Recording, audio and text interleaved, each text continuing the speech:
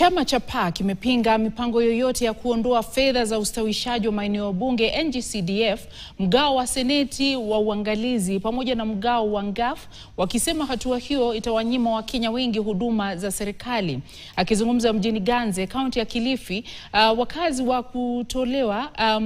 wakati wa kutolewa kwa basari kwa wanafunzi 1000, mbunge wa Ganze Kenneth Kazungu, ambaye pia ni katibu mkuu wa chama cha PAA, ametoa tahadhari kwa kinara wa ODM Raila Odinga dhidi ya kusukuma ajenda ya kufutiliwa mbali kwa mgao huo, akisema kwamba ni kinyume cha ugatuzi.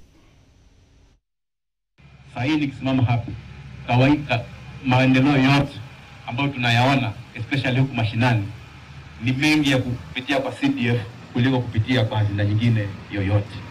Kwa hivyo yule ambaye anataka CDF ondolewe, mimi ninasema kwa huyo ni mchawi wa maendeleo na hapendi mwananchi wa kawaida apate kwenda mbele kama vile alienda mbele. La kushangaza ni kwamba kiongozi mwenye anaongea na yuko mstari wa mbele kupinga CDF ni huyu tunamuita baba. Huyu mzee anaitwa Raila Odinga, yeye ndiye yuko mbele anasema pesa ya CDF iondolewe ili iende kwa county. Lakini mimi nasema kwamba pengine si makosa yake, kwa sababu yeye pengine zile county kule kwa counties kuna vile anafaidika kibinafsi yeye kama Raila. Pengine ana benefit kwa counties, lakini mwananchi wa kawaida sidhani kama atakubali kuwa CDF iweze kuondolewa. Sisi kama wabunge tunataka kuambia kwa tumesimama kidete, tuko nao bamba kwa bamba na najua tutawashinda.